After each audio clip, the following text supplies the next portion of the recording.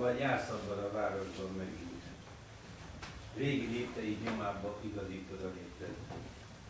Harangszóhoz a szívelésed. De előbb megiszol egy olcsó pálinkát a lepusztult resti egyetlen vendégeként. Magad árvája vagy megint. Itt erre megrázkodsz a pálinkától, vagy mástól, ami eddig távol volt, most nagyon közel. Közel lesz hirtelen, és félelem fog el, vagy olyasmi érzet, mint amikor magad, vagy a kísértés és a kísértet. Összerendezed az arcodat, mielőtt a fényre kilépsz.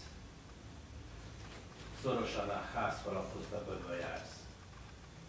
Nem akarod most, hogy bárki is felismerjen. Köszönések, készfogások, emlékezések úgy taszítanak, mint a torkodban mászkáló férgek. Egyedül akarsz lenni valakivel, akit a múltad majd hirtelen kidob a templomtérre, vagy ócska kis pizzéria áttépett küszöbére. Érzelmi hologramodra bámulsz, miben megjelen minden, ami már nem jelen, és rájössz, nincs már értelem abban, ahogy élsz. Az élő nem ellentéte a holtnak, hanem sajátos esete, mondja Nietzsche valahol a töredékei között. Ezen el kell gondolkodnom.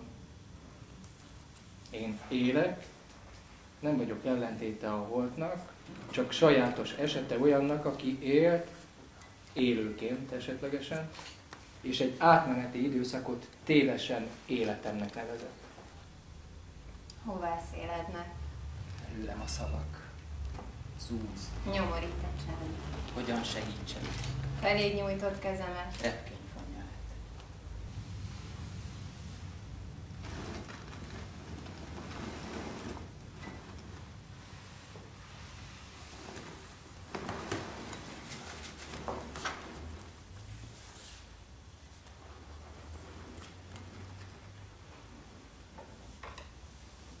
Mostanában már nem álmodom színekkel. Megtehetem. A bolondok házában bámulom az eget, ami nem más, mint a plafon szegénységes sárgája. Hogy kerültem ide? Ám hülye kérdéseket még magának se tegyen fel az ember. Én élek, nem vagyok ellentéte a holtnak, csak sajátos esete olyannak, aki élt élőként esetlegesen. És egy átmeneti időszakot tévesen életemnek nevezett. Lezörögsz, mint őszi égről a csillagha a sír szeletén. Őszi égről lezörög a csillag, üres az ég. Maga is elvált szülők gyermekeként a törésre tapad. Elvált gyermekeként magányos torszülőknek. Dadogva ellen, érzések mentén fejti ki mindenségét, érzések ellen dadog, felejtések mentén. Lifegő plakát, piszkos hattyú magára hagyott szobában, piszkos plakáton liheg magára hagyott hattyú. Dúdolgat csendben valamit, arról, hogy 15 esztendő iramlott el tőle, amit kivárni nem kellett erő.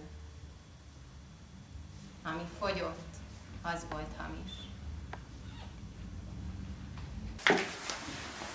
Most, hogy sikerült kiugranom ebből az őrült, elveszett száguldásból, szárnyatörötten fekszem egy árokban.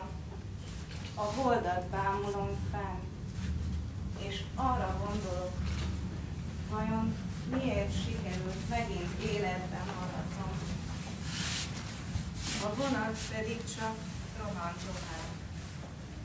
Rohan az örök éjszakában nélkülem, tovább a véres aranyakkal.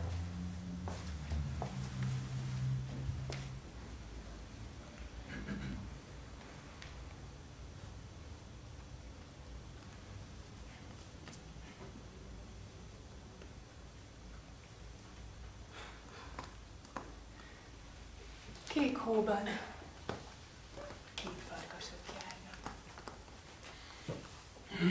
Messze a göncölt hajszolja a hold. Vigyázz, ne álmod magad túl messze a halálomtól. Recsen az ág. Madár valaki néz onnan minket. Volt egyszer egy pipacs, és ez a pipacs csak úgy elkezdett menni egy úton. Mehetett volna a másik irányba is, de ő ebbe ment, amelyikbe ment. És mert ebbe ment, ezen is haladt előre. Amikor találkozott a farkassal. A farkas nagy volt, szőrös volt, a kezében egy pálinkás pohár volt, vagy 2, de ha a farkasnak karmai vannak, akkor legalább 5 is. Ki vagy te? Kérdezte a pipacs. Én kérdeztem előbb, meregette rá mérgesen a szemét a farkas. Nem igaz. Én kérdeztem. Akkor jó, megmondom, mondta a farkas, és egyszerre kiitta mind az 5 poharat.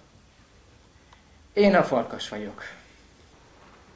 Egy ideje számolnom kell azzal, hogy megállás nélkül gyötör az emléke üzés.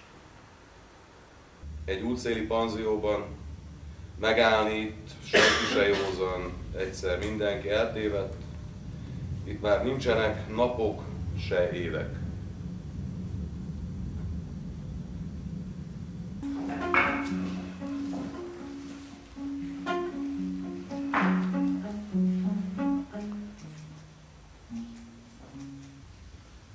Nem sorolnám most végig az időt, nincs hozzá idő, hogy az erőm hozzám. Választ ezt leírnom. Mert a vége átfordul ledérbe.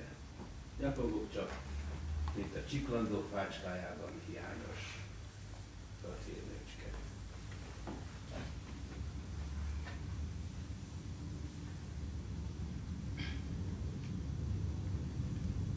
Lehelletnyi tollakat femlékted ágán, s belé szakadok.